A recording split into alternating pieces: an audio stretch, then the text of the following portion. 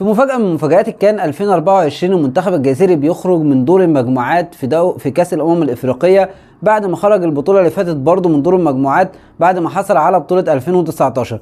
دي مفاجأة بالنسبة لي ان المنتخب الجزائري ما بيتعلمش من أخطائه، مفاجأة بالنسبة لي ان جمال بالماضي ما بيتعلمش من أخطائه، مفاجأة ان المنتخب الجزائري كان لازم يكون أفضل من كده، ودي أسوأ نسخة شفتها للمنتخب الجزائري على مر العصور، نسخة سيئة جدا رغم الأسماء الكبيرة وأسماء اللعيبة العالية جدا والمحترفين الكتير، الا ان المنتخب الجزائري ما قدمش المطلوب منه، وده يرجع لاسباب كتيره جدا. اول سبب ان المنتخب الجزائري اعتمد على الاسماء الهجوميه، وان الفريق شكل هجومي بس، الفريق انه يسجل اهداف بس، دي كانت طريقه لعب المدرب وشكل المنتخب الجزائري. اخطاء دفاعيه بالجمله ما يعملهاش ناشئ، اخطاء دفاعيه في الخط الدفاعي في كل المباريات. اي فريق بيشكل على منتخب الجزائر خطوره وبيسجل فيه اهداف، اي فريق بيقدر يوصل لمرمى منتخب الجزائر.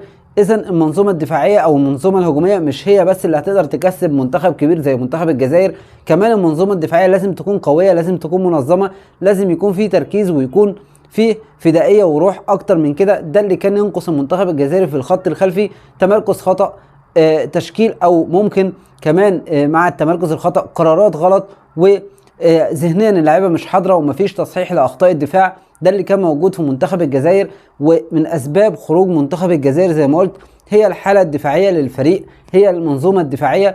واي فريق ما قدرش يكسب في الكاس الامم الافريقيه هو الفريق اللي هتلاقيه دايما عنده اخطاء دفاعيه بالجمله، زي مصر مثلا. شبه الدفاع منتخب الجزائر الدفاع قريب من بعضه جدا، اخطاء دفاعيه متكرره بالجمله، بتلاقي الهدف ده مكرر عليك بيدخل في مرمى مصر في كل مباراه، هو الهدف بيحصل مع منتخب الجزائر.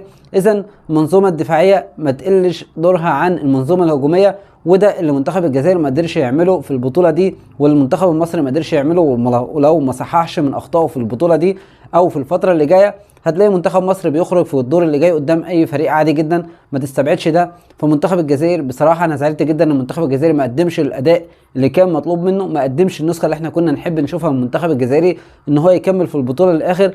متفاجئ جدا ان منتخب الجزائر خرج. قلت ان جمال بالماضي اتعلم من اخطائه من البطوله اللي فاتت، والبطوله دي هيقدر ان هو يصحح من اخطائه ويقدر ان هو يكمل الطريق الصحيح، لكن ما اتعلمش من اخطائه. كان بيعتمد على الاسماء بس، كان بيعتمد على الشق الهجومي وما بيعتمدش على الشق الدفاعي، وده اللي سبب في خروج منتخب الجزائر. اتمنى من كل واحد بيشوف الفيديو ده لو لسه اول مره بيشوف قناتي تشترك في القناه، تفعل الجرس وتسيب لايك وكومنت الفيديو، وان شاء الله يوصلك كل جديد.